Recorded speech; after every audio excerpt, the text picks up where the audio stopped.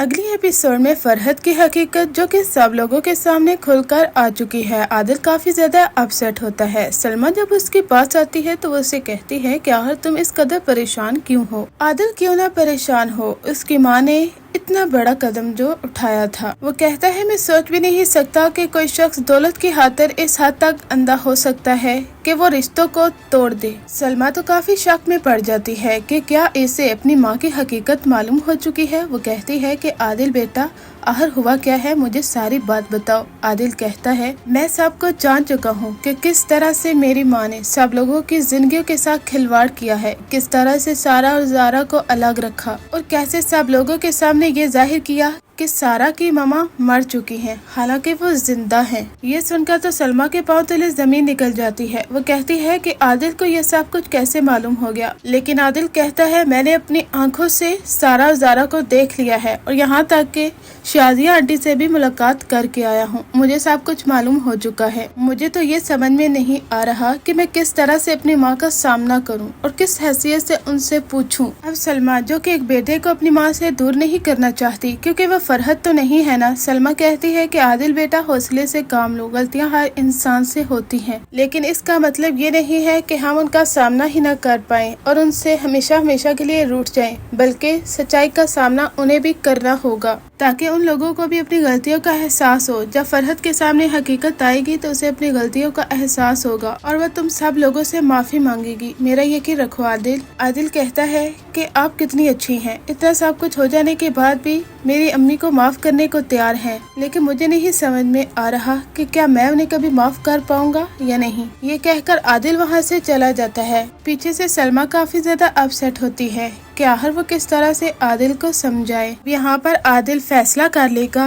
کہ ماموں کو حقیقت کا معلوم ہونے سے پہلے اس سے ماما کو سب کچھ بتانا ہوگا تاکہ وہ کوئی فیصلہ لے سکے، ورنہ ماموں تو انہیں دھکے دے کر وہاں سے نکال دیں گے۔ لیکن ادھر سارا اور زارا جو کہ فیصلہ کر چکی ہیں، وہ احمد بابا سے کہتی ہیں کہ آپ ماما کو سمجھائیں کیونکہ ہم امی کو لے کر وہاں پر جانا چاہتے ہیں کراچی میں۔ احمد صاحب کہتے ہیں تو کیا ہوا، تمہاری امی کیوں راضی نہیں ہو رہی؟ وہ تو خود چاہتی ہے نا کہ فرحت کا سامنا کرے گی اور اس سے سوال کا جواب لے گی کہ آخر انہوں نے سارا کیوں رکھا تھا، زارا کو کیوں نہیں۔ ان سارے سوالوں کے جواب شازیہ جاننا چاہتی ہے۔ میں اس سے بات کرتا ہوں، وہ ہمارے ساتھ کراچی ضرور جائے گی۔ اس کے بعد احمد بابا شازیہ سے بات کرتے ہیں اور شازیہ رضامند ہو جاتی ہے۔ وہ کہتی ہے کہ سارا اور زارا میری بیٹیوں، میری ایک بات یاد رکھنا، جب فیصلہ ہوگا انصاف کا ہوگا تو اس وقت تم لوگوں نے میرا ہاتھ نہیں چھوڑنا۔ زارا کہتی ہے امی آپ تو بالکل راضی تھی فرحت کا سامنا کرنے کے لیے، پھر آپ کو کیا ہو گیا ہے؟ شازیہ کہتی ہے کہ برسوں پہلے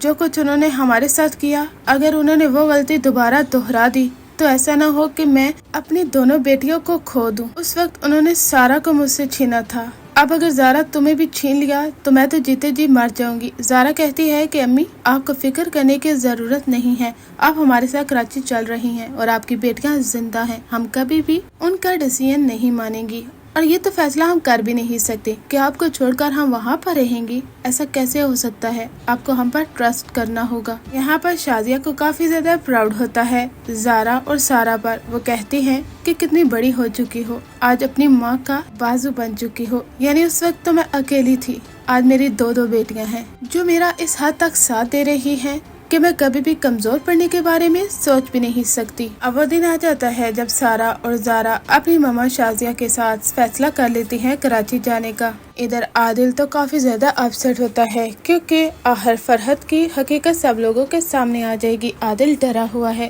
کہ وہ اپنی ماں کا سامنا کیسے کرے گا۔ وہ کہتا ہے کہ ایک ماں اپنی اولاد کے ساتھ ایسا کیسے کر سکتی ہے، کوئی شخص دولت کی لالچ میں اس حد تک اندھا نہیں ہو سکتا، میں اپنی ماں کو جانتا ہوں۔ زارا اور سارا کہتی ہیں کہ عادل تسلی رکھو، سب کچھ ٹھیک ہو جائے گا۔ جب فرحت پھوپھو کو اپنی غلطی کا احساس ہو گیا تو بابا بھی انہیں معاف کر دیں گے، صرف اور صرف انہیں غلطی کا احساس ہونا بہت ضروری ہے، ورنہ بہت سے رشتے خطرے میں پڑ سکتے ہیں۔ فرحت نے اپنے بچوں کی تربیت اس حد تک بری کی ہے کہ اس کی بیٹی رکشی، اس کا گھر بھی جلد برباد ہو جائے گا۔ جس طرح سے وہ اپنی ساس کے ساتھ سلوک کرتی ہے، یعنی اسے تانے دینا اور اسے یہ کہنا کہ آپ اپنا کھانا خود بنا لیا کریں، اس طرح کی فضول باتیں، یہ سب کچھ اس نے فرحت ہی سے तो सीखा है, क्योंकि फरहत सारी जिंदगी अपने बच्चों के सामने ऐसी हरकतें करती आई है। इसी वजह से ही रक्षी का घर बर्बाद हो जाएगा, क्योंकि रक्षी का शोहर सिर्फ और सिर्फ उसकी दौलत से प्यार करता है और चाहता है कि मामू उसे कोई ना कोई बिजनेस शुरू करवा कर दें, और ऐसा तो कभी होने नहीं वाला। और इसी वजह से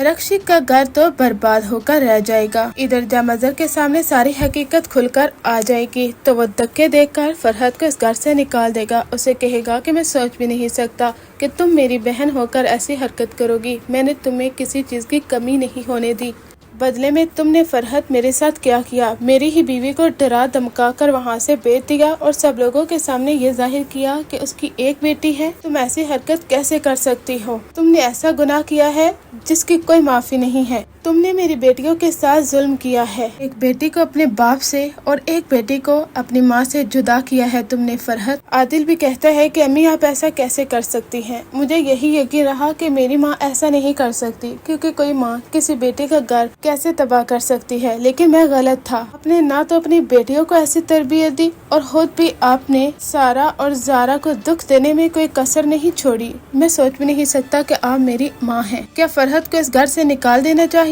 कमेंट सेक्शन में जरूर बताइए।